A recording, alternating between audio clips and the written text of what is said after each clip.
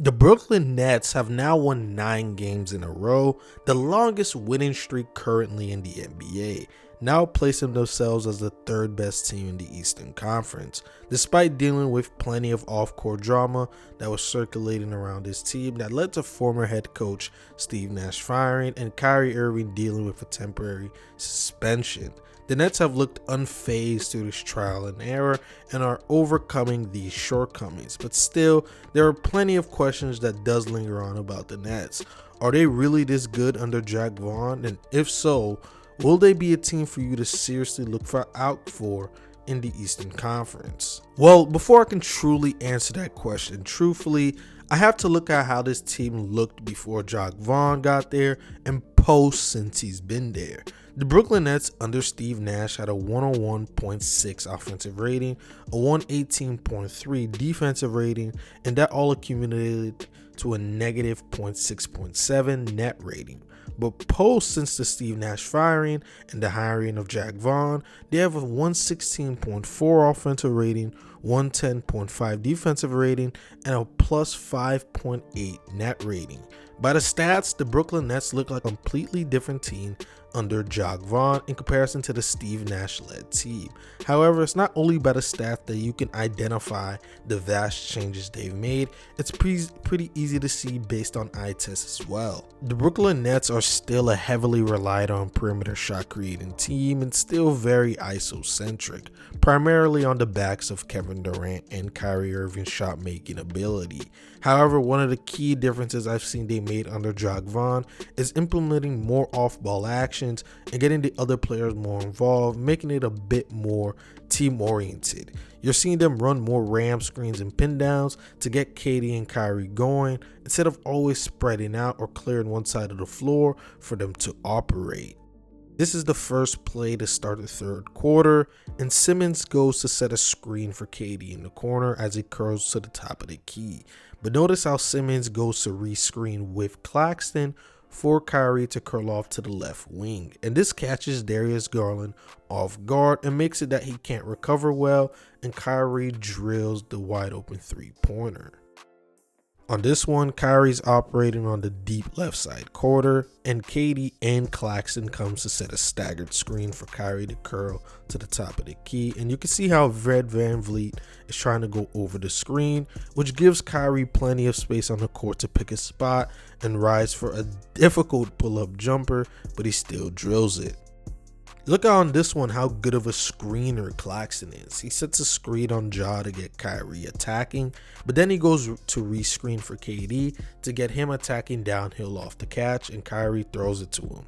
And Steven Adams can't fully commit to Kevin Durant on the drive because he's worried about a possible shovel or lob pass KD could have thrown, and it leads to a nice follow-away jumper from Kevin Durant. Diversifying the offense can do wonders for a heavy perimeter shooting team like the Nets, because if you're just running ISO sets 99% of the time for Kyrie and KD and thinking that's all you're going to need for you to be a great offense, you're going to need a little bit more of the other stuff to make the offense become as good as it could be and not be so predictable. Utilizing more off-ball screens for your star players and shifting to different sets could change how the defense approaches you, since through this multiple type of sets and actions you can do pretty much adds an unlimited amount of catalog for you to run, and it could get pretty ugly if you could strike gold on at least 4 to 5 of them. The pick and roll is something that pretty much every team in the NBA heavily use, and it can be maximized and used best if your best players are very good at using them to generate efficient shots for you in the half court, either it be from their scoring off the pick or making the right pass that leads to quality shots, or B, have a player that can garner good gravity off the pick that would typically have a team hedging, or either have them sending more help and giving more room for other players to operate. Kevin Durant and Kyrie Irving just so happens to fit the bill way too well. Kevin Durant and Kyrie are easily in the bunch of the league's best pull-up shooters in the league. Looking at this graph that looks at the best mid-range pull-up shot makers in the league and the league's best three-point pull-up shot creators, Kevin Durant and Kyrie Irving are towards the top right of the graph, which means they're one of the best in the league at doing so. And because teams are very wary of this, they tend to send two at the ball when playing them in the pick and roll. And this season, they've been very good at feeding the ball to the open man, and their teammates have been very good at capitalizing off this gravity and creation to get good shots. KD receives the screen from Simmons, and the Mavericks decide to trap KD. He passes it to Simmons, and then Ben swings it to the wing, and then an extra pass to Royce O'Neal for the nice corner three. Look at how quick the Nets made quick passing off of that double team that the Mavericks did on KD. Kyrie runs the pick and roll with Yuta, and he doesn't roll but instead stays on the top of the key. Wood remained in a drop, and Bullock is on Kyrie's hip, which leaves Yuta open. Kyrie stops on a dime and throws a nice no-look pass to Yuta to knock down the shot. KD gets a staggered screen from Claxton and Royce O'Neal, and he attacks downhill. This attracts three Laker defenders to him, and KD does a jump pass to Royce. Royce does a nice fake pass that gets the defender in the air and passes it to the corner to Joe Harris to knock down the three-pointer. KD and Kyrie are masterfully leveraging their scoring gravity and making the right passes to create high-quality shots.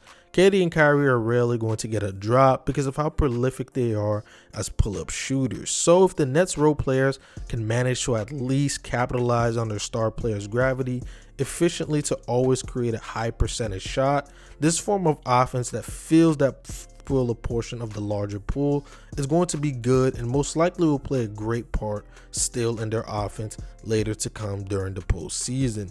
And in addition, it's not only Kyrie and KD who's been making their shots. As a team, the Nets shot 50% from the mid-range and 37.9% from three, and their mid-range efficiency would easily be the best mid-range efficiency in the league. Of course, largely this is due to Kyrie and KD, but with the additions and the return players of Seth Curry, Patty Mills, and TJ Warren, the Brooklyn Nets are poised as the deadliest mid-range shooting team in the league. Now, I've brought this up many times before in the past. In the playoffs, as the games become more half-court oriented and teams love to shrink the floor more, having a good 15 to 7 foot jumper that you can rely on can make the biggest difference between you and the other team come playoff time. If you aren't always relying on your three-point shooting and finishing at the rim, being a bit better in your three-level scoring is for sure a bonus come time in the postseason. Before I shift gears and talk about the defense, I wanted to give credit to the recent play of Ben Simmons on the offensive end. He's been a nice secondary playmaker for them, especially when he operates as a screener and he rolls and navigates the floor to make nice passes to shooters or cutters. But what's really stood out to me with Ben is a certain dimension he brings to the Nets offense in transition.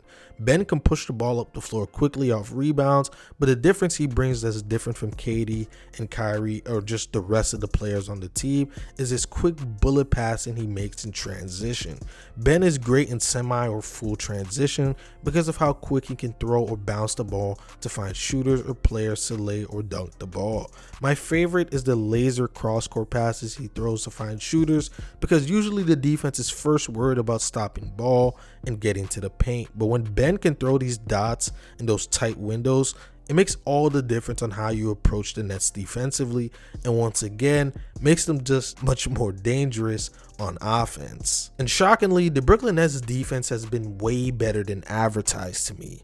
The Brooklyn Nets, as I stated earlier, have a 110.5 defensive rating post Nash, which ranks as the 7th best defense in the league. Ask anyone, even a hardcore Nets fan, I don't think many thought they would look this good defensively so far this year. And it's mainly due to the length they've added to the roster this season. Added in Ben, Royce, Yuta, and Warren have given the Nets a much needed injection of wings that can for the most part chase off-ball players off screens and serve as point of attack defenders. The Brooklyn Nets run primarily on defense, a switching scheme, but the difference from last year to this year have been the additions to the team. Instead of running a lot of lineups with 3 guards who can't play defense that plagued them last playoffs, having much taller and bigger players defensively can help you better in your switching sheet and helps you not always be in rotation to help cover somebody's mistakes. And Kevin Durant and Claxton have been phenomenal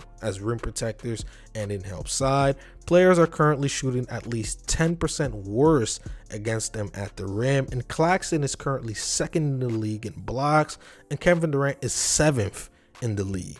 Claxton has really surprised me, especially as a switch defender. He holds his own whenever he's guarding smaller guards, and for the most part isn't great at getting beat off the dribble to the point where it can become detrimental to the team. Easily being one of the most underrated defenders in the league, in my opinion. Overall, there's a lot to like from the Brooklyn Nets. It looks like they finally steered away a bit from such heavy isocentric offense and have supplemented some of the areas with more off-ball screens and movement off ball to create quality shots. The defense has been stellar from pretty much top to bottom in the roster, having some players play better than what most anticipated and could potentially become a good enough defense that can slow down some of the best offensive players in the league due to the length they've added. Now, can this all accumulate to them possibly becoming a team to truly be afraid of it in the East? I think so.